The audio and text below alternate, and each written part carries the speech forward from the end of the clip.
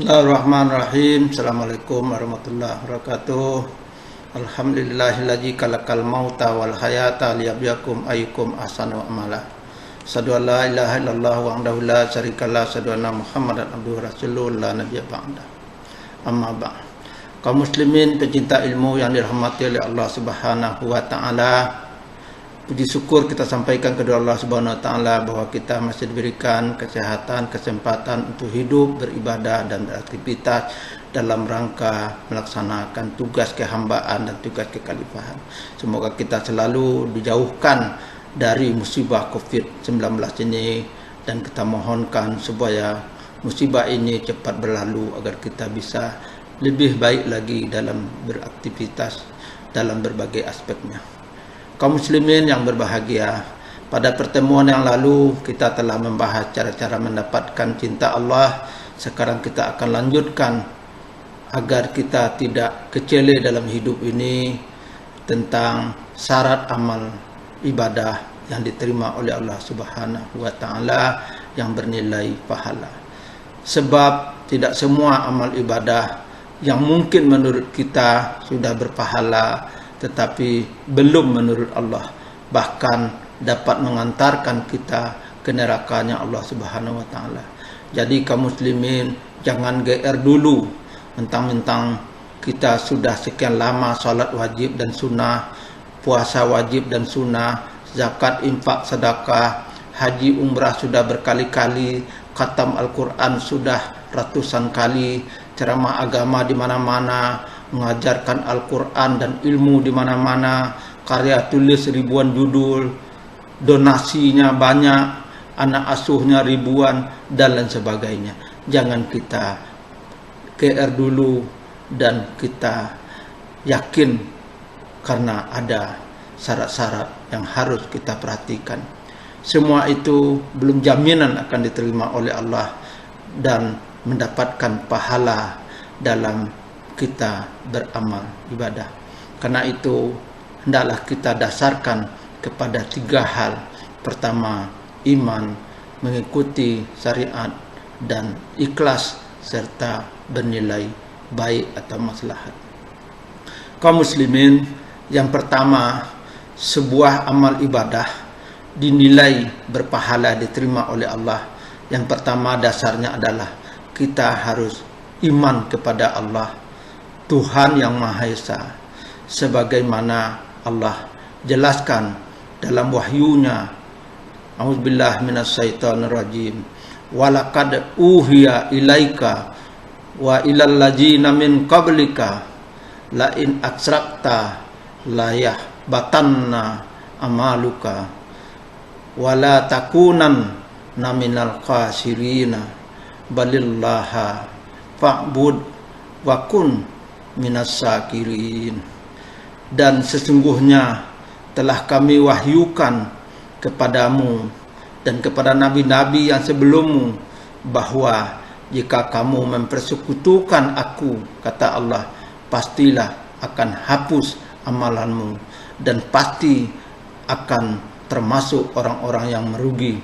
Karena itu hendaklah Allah saja yang kamu sembah dan hendaklah kamu termasuk orang-orang yang bersyukur. Az-Zumar ayat 65-66.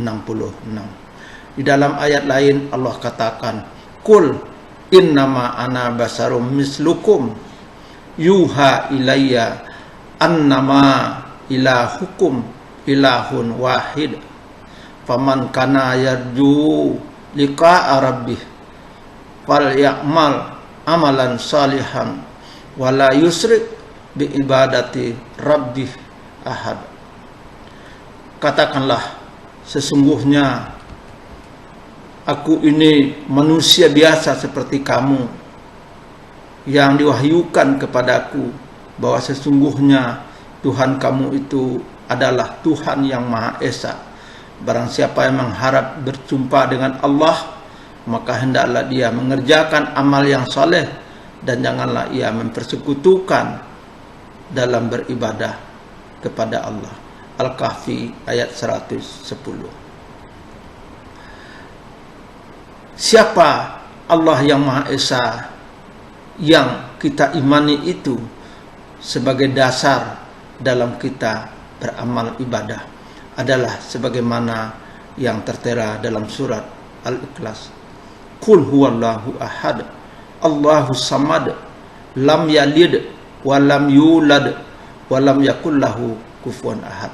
Itulah Allah yang Maha Esa yang kita jadikan dasar bagi kita dalam beramal ibadah. Kedua, kaum muslimin, semua amal ibadah yang dilakukan ditujukan kepada Allah atau lillah sebagai bentuk ketaatan dan kepatuhan kepada Allah.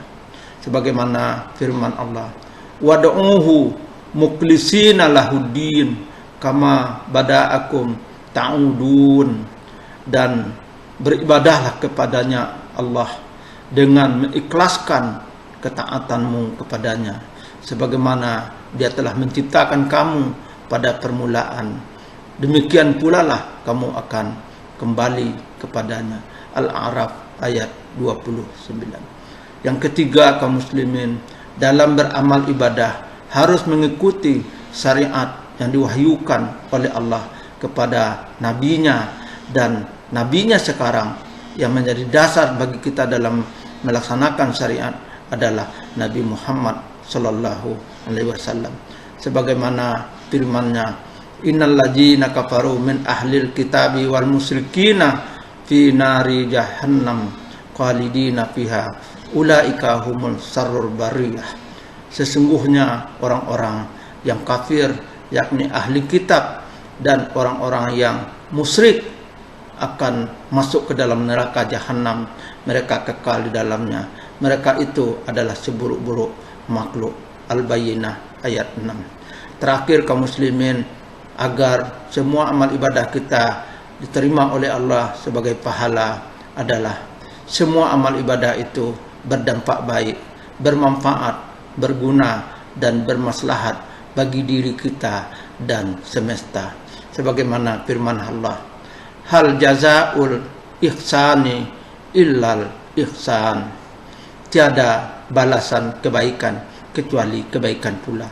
Ar-Rahman ayat 60. Kaum muslimin, itulah syarat-syarat amal ibadah kita dinilai sebagai pahala yang akan kita tunai di dunia dengan kebaikan hidup dan nanti di akhirat dengan balasan surganya Allah Subhanahu wa taala.